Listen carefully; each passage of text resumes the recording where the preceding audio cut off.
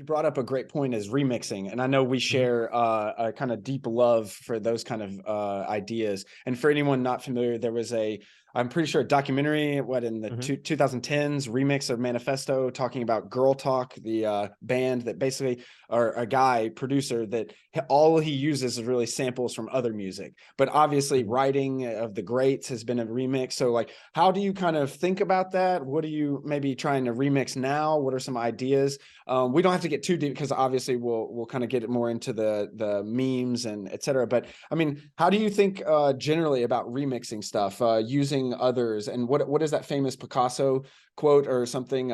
Good artists like come up with their own stuff. Great artists steal, or something from others. So how do you think about that?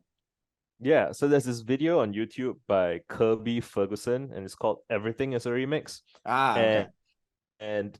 And watching that video changed my life. It eliminated like 98% of my creative anxiety, because the idea is that, so even if you don't believe like the strong form of the thesis, so the strong form of the thesis is like everything is literally a remix. Like you cannot think original thoughts. You only think in remix. Like some people that's a bit extreme. I don't think that's entirely true.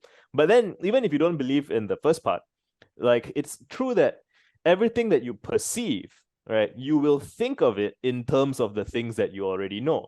So even if nobody told you that Alien was pitched and conceived of as Jaws in space, if you had watched Jaws before and then you watch Alien, you'd be like, oh shit, this is kind of like Jaws, even though it's so we interpret reality in terms of stuff we already know. So in that sense, nothing can truly be like inconceivably like nothing can be truly completely original in the sense that its origin is completely divorced from all of human creation. Right. So even if something is like completely different than everything you've seen before, your brain will still be like, oh, it's not like those other things. And so the distance between what you know and how this thing is violating your expectations and assumptions about what a movie is supposed to be like or what a song is supposed to be like, it is a remix in that sense, right? It's like a negative remix. And so once you see it in that way, you realize, oh shit, that means that, and just to kind of go over the basics. So the idea is,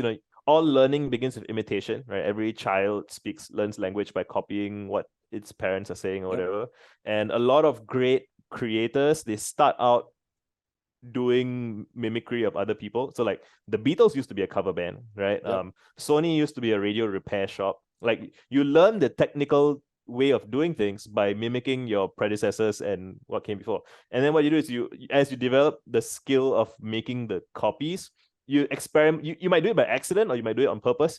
You make it a bit faster, a bit slower, bigger, smaller, zoom in, zoom out.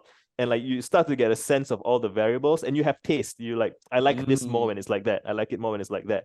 And since there's no way to technically make something that isn't derivative, the best we can do is make as interesting mixes as we possibly can. So when we think we're being completely original and avoiding influences, we're just kind of being led by our subconscious influences, and that will be derivative in ways we don't realize. And so you try and write a song and you think that you wrote it yourself, and then like a year later you find out, oh wait, that's very, very similar to like something I heard when I was a kid.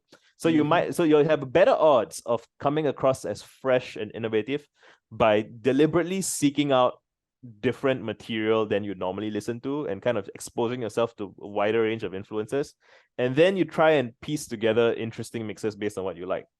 And yeah, so it's really as simple as follow your nose, like what you like, try and explain to yourself why you like what you like argue with yourself about it, argue with your friends about it, like, no, this is good because of that. And they're like, well, I feel that it's a bit too slow, I feel that it's a bit too XYZ. And the more rigorous you are about this process and the more prolific you are in making stuff and examining the stuff that you've made to see what you like and what you don't like, you just kind of iterate on that process long enough. And like if you do this for like 30 years, people start calling you a genius because you've been through all the iterations and you know what's fresh and what's not. Yeah. It's just like, I find it so exciting. Like it's actually so simple, right? You just need to repeat it.